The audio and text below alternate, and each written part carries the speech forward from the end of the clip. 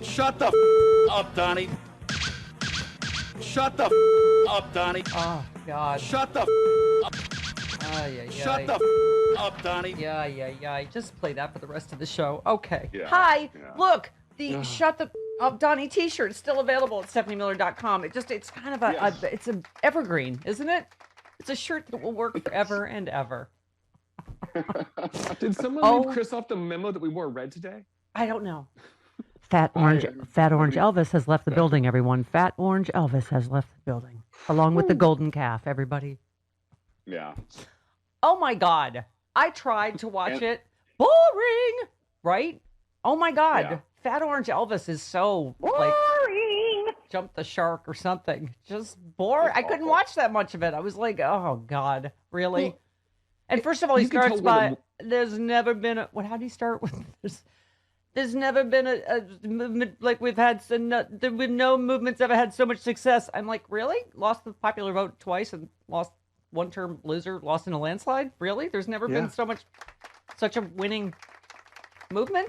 Really? Winning, we're doing a lot of winning, so much winning. Really? Lost the House, the White House, the Senate. Winning, so much winning. You could tell when the drugs wore off. Right. Yeah. Oh, there was a definite... in fact, I pinpointed it. I clipped the moment the drugs wore off. Yeah. I did as much as I could, Travis. I knew you would do the whole thing. But you had cocktails. I saw your CBD cocktail, so I was like, no, that was Travis after. has got this. That was after. I waited till after it was over and after I'd cut the audio and printed all on Twitter. Was it 90 minutes? It was 90 minutes. And he was an hour late. And he did not give me double handy J's with his ending dance. Yeah. Okay. I needed that. It was... Sean, I believe it. It was Festivus. In case you missed it, yes. It's a Festivus. Just so you know. Okay. He put out I was going to say, and yes. I'm sorry, he put targets on the Supreme Court. Supreme Court's back. I mean, that's exactly what he said before they tried to hang Mike Pence, right? They didn't have the courage to do the right thing. He said the exact same thing about Mike Pence. Okay. I don't know how this. Why could he not just have been arrested along with his golden calf at the? I don't on his anti-Jew stage, on his Nazi symbol. I love. Oh, did the Matt Schlapp, who's again a penicillin will take care. I had a Schlapp once. It was a college thing. He did. So he said this is not a Nazi symbol, and the Hyatt had to go. We didn't have anything to do with the. We did not build the Nazi symbol. We did not build the stage. That was CPAC. Wow. Well, I think it was.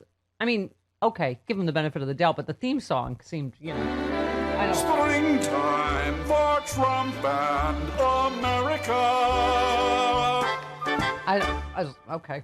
I'm just saying when you have actual Nazis in your party that identify with your party, it just seems like you'd be a little more careful as a designer. Right. You check those things. Okay, it looks like a Nazi symbol, but we did this with our hands. We did that when we... And then there was the song when they brought the golden calf in. There was that. Yeah.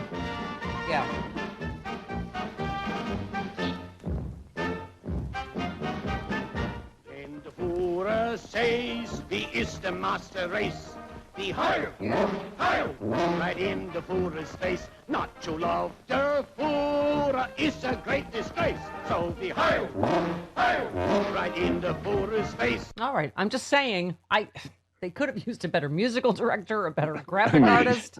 It's a little on the nose. Well, at least that was sung on key, unlike the Star Spangled Banner that girl sang. Oh, ouch. Oh, did you hear that? That was in every key. I know just through not because I would know someone, but I know the Pritzkers who I don't know if they still own the Hyatt, but they did. But they are whose? They're Jewish. Yes. J.B. Pritzker is governor of Illinois. Right. So I don't. But still, they had to release a statement because. Okay.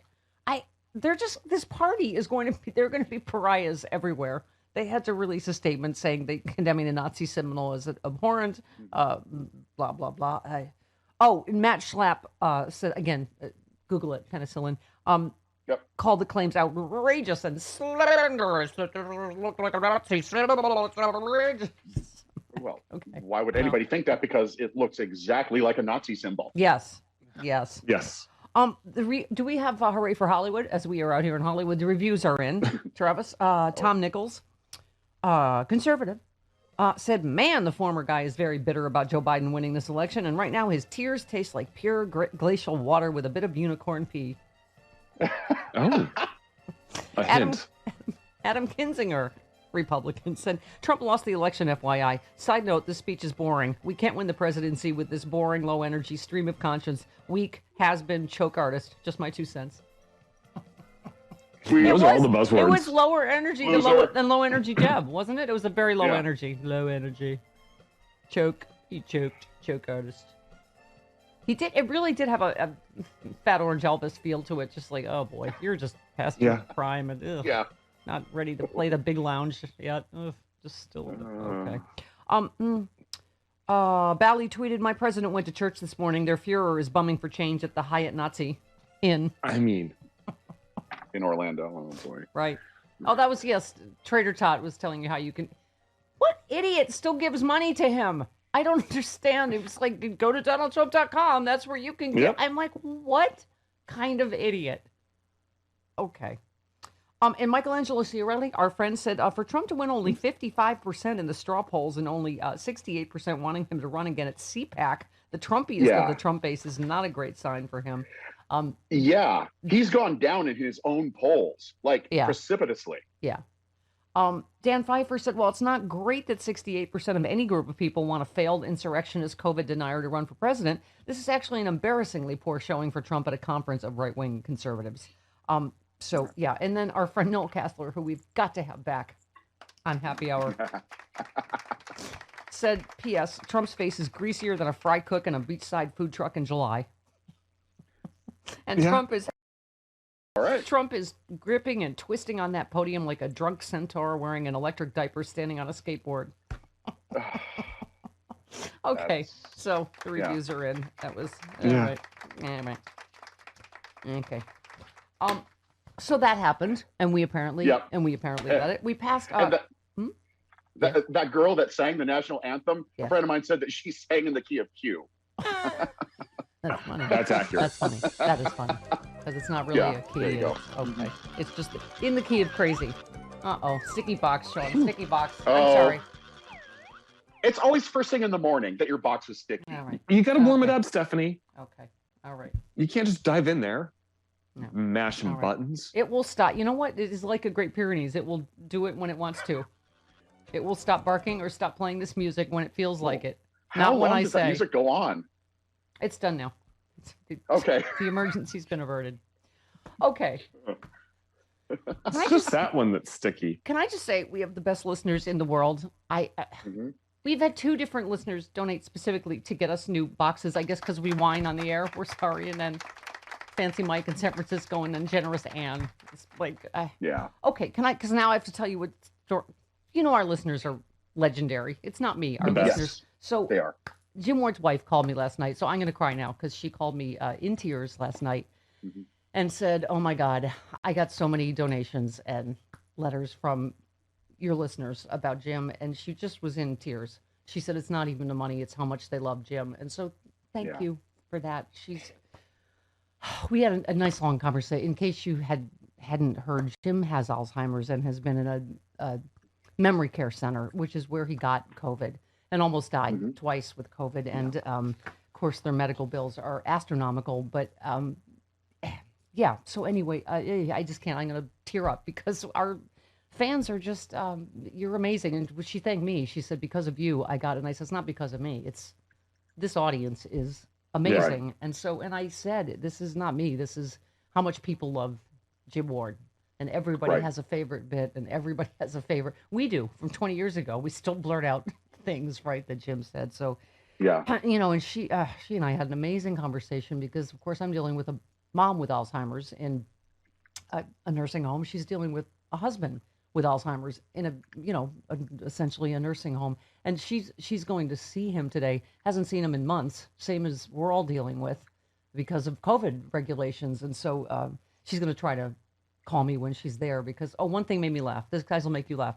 I said, well, can I have a new number? Because I had the old center he was in. And she said, well, you can call his room, but he never answers the phone. And I said, it's the same as always. Nothing's changed. You can never reach Jim. So anyway, but she said, since he's the most popular boy there, she said, just call the front and they'll find him and know where he is. He'll be doing, impressions or singing or whatever. So, but she said he is much better physically. She said the dementia has worsened as it does, as we all know, family members that, that you have gone through this. But anyway, I thank you from the bottom of my heart. I gotta say, she was just so overwhelmed. And so anyway, we've linked. She does not want to do a GoFundMe, but we linked right to Jim's Facebook page, Chris. You just go to Jim's Facebook page. You don't need to be a member of Facebook to go to his Facebook page because it's a public post. And she's put her PayPal information in there, and that's how she prefers to receive it. If you would like to help. Yeah. So. Okay. So anyway. we've tweeted that out and we've Facebooked, and there you go. Yeah. But she is, any family member can identify with, has been through hell and back. So anyway, thank you, everybody. Okay. I had somebody, a friend I hadn't talked to, said, "How are you?" I said, "Oh, I haven't no human touch in a year and zero social life. Fine. How are you?" "I'm fine." And I had 2/3 of my social life canceled this weekend. My Saturday and Sunday hike had to cancel. Rumbly, tumbly, I don't know, be out of town, something. And so I was only had, where's our anthem, Sean? I only had my Debbie Boone bike ride. That was my entire social life. Not just this weekend, this week. That was it, right? My girl bike gang, Allison, and of course Debbie Boone, because I like to ride my, right.